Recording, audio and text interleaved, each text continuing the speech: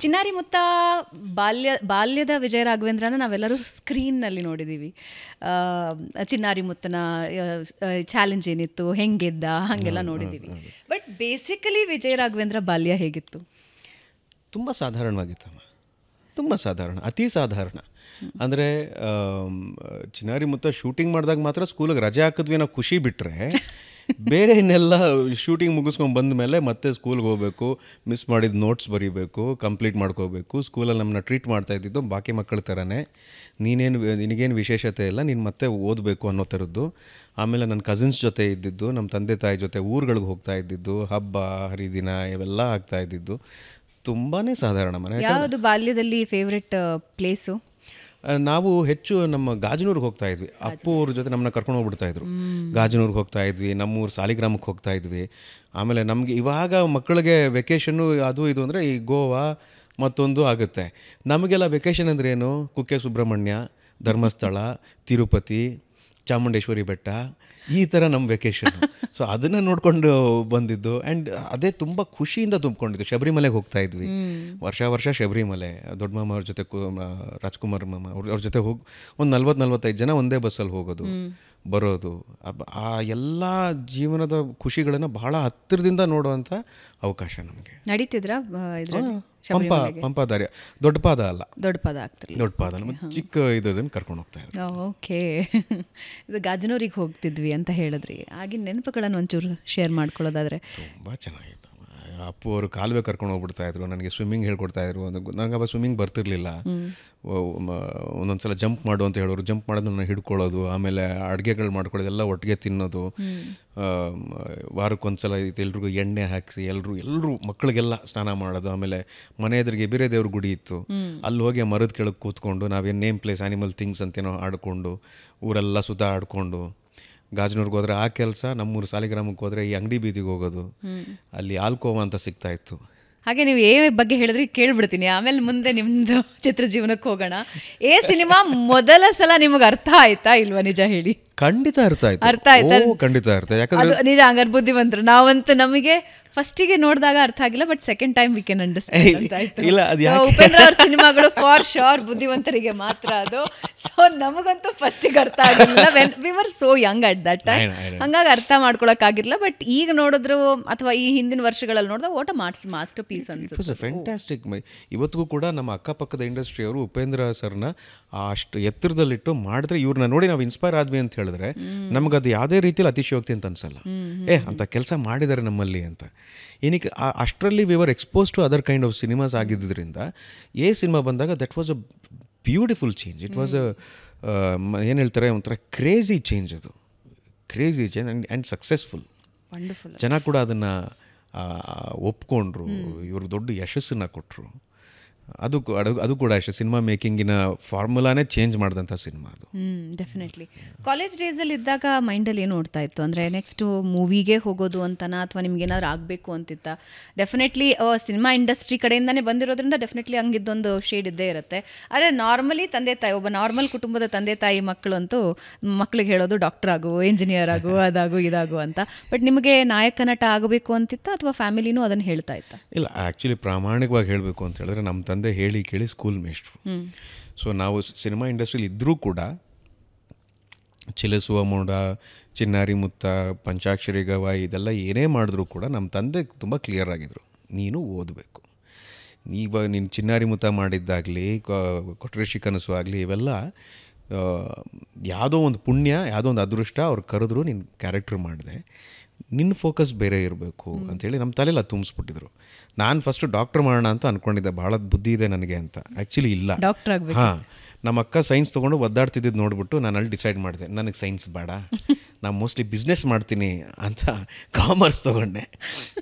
Commerce ತೊಗೊಂಡ್ರೆ ನನಗೆ ಲೆಕ್ಕ ಹಾಕೋಕ್ಕೂ ಕರೆಕ್ಟ್ ಬರೋದಿಲ್ವಲ್ಲ, ನನಗೆ ಕ್ಯಾಲ್ಕುಲೇಟ್ ಮಾಡ್ಕೋ ಏನು ಮಾಡಲಿ ಇವಾಗ ಅಂತ ಅನ್ನೋ ಟೈಮಲ್ಲಿ ಆಮೇಲೆ ಡಾನ್ಸು ಗೀನ್ಸು ಅಂತ ಇದ್ವಿ, ನಾವು ಬ್ಯುಸಿ ಇದ್ವಿ. ಅದರಲ್ಲಿ ನನಗೆ ದೊರೆ ಭಗವಾನ್ ಅಂಕಲು ಉದಯ ಟಿ ವಿಲಿ ಒಂದು ಸೀರಿಯಲ್ ಮಾಡೋದಕ್ಕೆ ಅವಕಾಶ ಕೊಟ್ಟರು. ಅದಕ್ಕೆ ನಮ್ಮ ಚಿಕ್ಕಪ್ಪ ಗೋವಿಂದರಾಜ್ ಚಿಕ್ಕಪ್ಪ ಅವರೇ ಅದಕ್ಕೆ ಪ್ರೊಡ್ಯೂಸರು, ಅತ್ತಿಗೆ ಅಂತ ಒಂದು ಸೀರಿಯಲ್. ಸೊ ಆ ಸೀರಿಯಲ್ ಮಾಡಬೇಕಾದ್ರೆ ನನಗೆ ಒಂಥರ ಹುಳ ಬಿಟ್ಟಂಗೆ ಆಯಿತು.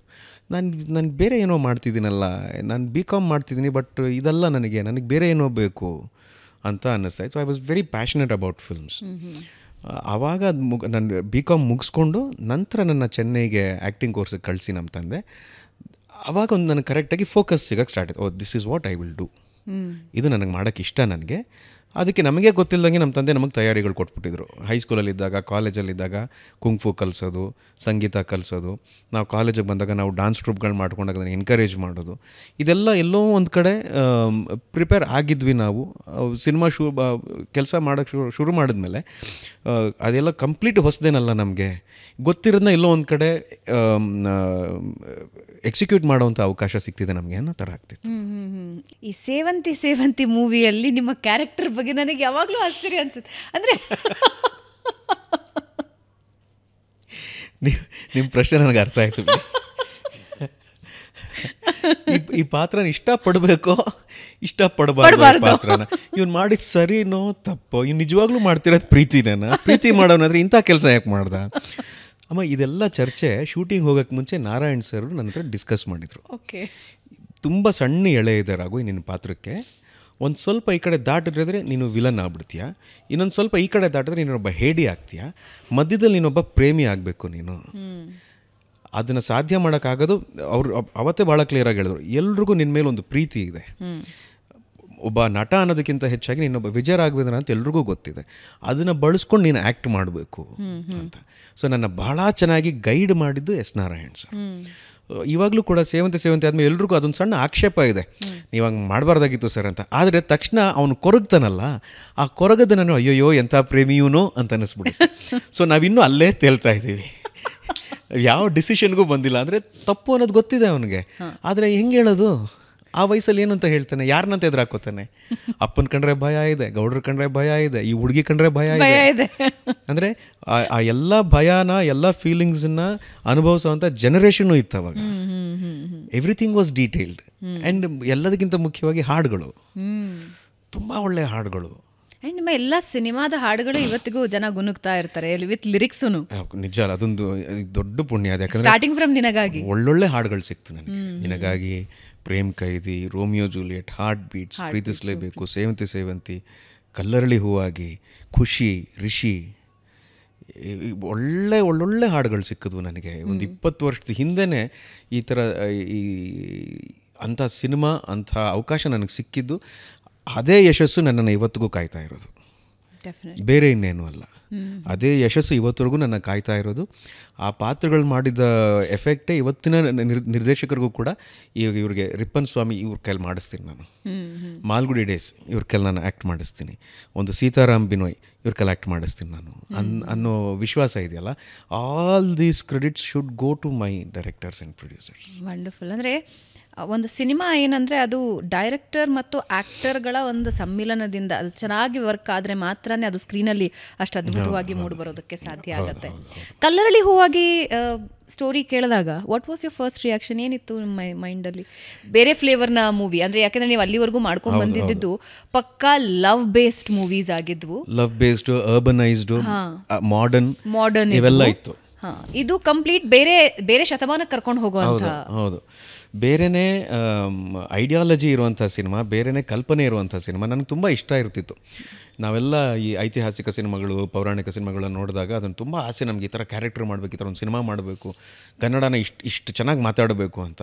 ಸೊ ನಾಗಾಭರಣ ಅಂಕಲ್ ಅದು ಆ ಆಫರ್ ಕೊಟ್ಟಾಗ ನನಗೆ ಅವ್ರ ಕಂಡೀಷನ್ ಒಂದೇ ಹಾಕಿದ್ದು, ಬುಕ್ ಓದ್ತೀಯ ನೀನು ಅಂತ ಕೇಳಿದ್ರು. ನಾನು ಇಲ್ಲ ಅಂಕಲ್, ನನಗೆ ಅಭ್ಯಾಸ ಇಲ್ಲ ಅಂದೆ. ಓ, ಮತ್ತು ನಿನ್ಗೆ ಹೆಂಗೆ ಸಿನಿಮಾ ಮಾಡಿಸೋದು ಅಂದ್ರೆ, ಹಂಗಾಗಿ ನಾನು ಪ್ಲೀಸ್ ನಾನು ಈ ಸಿನಿಮಾ ಮಾಡಬೇಕು ಅದನ್ನು. ಆಗ ನಿನಗೊಂದು ಕೆಲಸ ಕೇಳ್ತೀನಿ, BL ವೇಣು ಅವ್ರದ್ದು ಕಲ್ಲರಳಿ ಹೂವಾಗಿ ನಾವೆಲ್ನ ನಿನಗೆ ಕೊಡ್ತೀನಿ, ನೀನು ಓದಬೇಕು, ಓದಿ ಮುಗಿಸಿ ನನಗೆ ಹೇಳಿದ್ರೆ ಮಾತ್ರ ನಿನಗೆ ಪಾತ್ರ ಅಂದರು. ಓ, ನನಗೆ ಓದೋ ಅಭ್ಯಾಸ ಇಲ್ಲ, ಬಟ್ ಆದರೂ ಕೂಡ ಆ ಬುಕ್ ತೊಗೊಂಡು ನಾನು ಒಂದು 3 ದಿನದಲ್ಲೇ ಓದಂತು. 98 ಪೇಜಸ್ ಬುಕ್, ಅದು ನಾವೆಲ್. ಅದು ಓದಿ ಒಂಥರ I was mesmerised to the next level. ಇದನ್ನು ಸಿನಿಮಾ ಮಾಡ್ತಿದ್ದಾರಾ ಅಂತ. ಸೊ ಅವ್ರಿಗೆ ಹೇಳಿದೆ, ನೀವು ಓದಿದ್ಯಾ ಅಂದರು. ಇಲ್ಲ ಓದಿದ್ದೀನಿ ಅಂಕಲ್ ಅಂದೆ. ಹೇಳು, ಏನು ಬರ್ತಿದೆ ಎಲ್ಲ ಹೇಳ್ಕೊಂಡು ಹೋದೆ. ಓಕೆ ಅಂದ್ಬಿಟ್ಟು ಆಮೇಲೆ ನಮಗೆ ಆ ಪಾತ್ರದ ಒಂದು ಡೀಟೇಲಿಂಗು, ಬರೀ ನನ್ನ ಪಾತ್ರದ ಬಗ್ಗೆ ಮಾತ್ರ ಹೇಳ್ತಿರ್ಲಿಲ್ಲ. ನಾವು ಪ್ರತಿ ಸಲ ಕೂತಾಗ ವರ್ಕ್ಶಾಪ್ ಶುರು ಆಯ್ತು ಅನ್ಸುತ್ತೆ. ಒಂದು 5ರಿಂದ 8 ಸ್ಕ್ರಿಪ್ಟ್ ಸೆಷನ್ ಕೂತಿದ್ದೀವಮ್ಮ. 5ರಿಂದ 8 ರೀವರ್ಕ್ ಮಾಡಿರೋ ಸ್ಕ್ರಿಪ್ಟ್ಸು ಮಾಡಿದಾಗೆಲ್ಲ ನಮ್ಮನ್ನು ಕರೆಯೋರು. ಅಲ್ಲಿ ಹೋಗಿ ಕೂತ್ಕೊಂಡು ಸೈಮಲ್ಟೇನಿಯಸ್ ಆಗಿ ಕುದುರೆ ಸವಾರಿ ಕಲಿಬೇಕು, ಈ ಕತ್ತಿ ವರ್ಷೆ ಕಲಿಬೇಕು, ಕಲರಿಪೈಟ್ ಕಲಿಬೇಕು, ಇವೆಲ್ಲ ಮಾಡ್ತಾಯಿದ್ರು. ನಮ್ಗೆ ಆ ತಯಾರಿನೇ ಒಂದು ಎಕ್ಸೈಟ್ಮೆಂಟು. ಇಷ್ಟೆಲ್ಲ ಒಂದು ಸಿನಿಮಾಗೆ ಮಾಡ್ತಿದ್ದೀವ ನಾವು. We would dedicate around 8 months to 10 months very in a very focused manner. ಅಂದರೆ ಅದ್ರ ಸುಮ್ಮನೆ ಸಿನಿಮಾ ಟೈಮ್ ಆಗ್ತಾಯಿದೆ, ನಾವು ಟೈಮ್ ವೇಸ್ಟ್ ಮಾಡ್ತಿದ್ವಿ ಅಂತಲ್ಲ, ಪ್ರತಿ ಒಂದು ಹಂತದಲ್ಲೂ ಸಿನಿಮಾ ಕೆಲಸ ನಡೀತಾ ಇದೆ. ಸೊ ಇಷ್ಟೆಲ್ಲ ಪ್ರಿಪರೇಷನ್ಸ್ ಮಾಡಿದಾಗ, ಅದರ ಡೈಲಾಗ್ಸ್ ಕೇಳಿದಾಗ, ಇದನ್ನು ಈ ಥರ ನಾವು ಸಾಮಾನ್ಯವಾಗಿ ಸಿನಿಮಾಗಳಲ್ಲಿ ಒಲವು ಪ್ರೇಮ ಅಂತ ಹೇಳೋದಿಲ್ಲ, ನಾವು ಪ್ರೀತಿ ಅಂತ ಹೇಳ್ತೀವಿ. ಸೊ ಕಲ್ಲರಳಿ ಹೂವಾಗಿನಲ್ಲಿ ಈ ಒಲವು ಅನ್ನೋ ಪದ ಬರುತ್ತೆ, ಪ್ರೇಮಿಸ್ತೀನಿ ಅಂತ ಬರುತ್ತೆ, ನಾನು ಪ್ರೀತಿಸ್ತೀನಿ ಅಂತ ಬರಲ್ಲ. ಸೊ ಈ ಥರ ವಿಚಾರಗಳೆಲ್ಲ ನಮಗೆ ತುಂಬಾ ಖುಷಿ ಕೊಡ್ತು, ಸಮಾಧಾನ ಕೊಡ್ತು. ಆಮೇಲೆ ಏನಕ್ಕೆ ಅದ್ರ ಬಗ್ಗೆ ಈಗವಾಗಲೂ ಇಷ್ಟು ಮಾತಾಡ್ತೀವಿ ಅಂದರೆ ಅದನ್ನು ಆಡಿಯನ್ಸ್ ಅಷ್ಟು ಚೆನ್ನಾಗಿ ಪ್ರೀತಿ ಕೊಟ್ಟರು.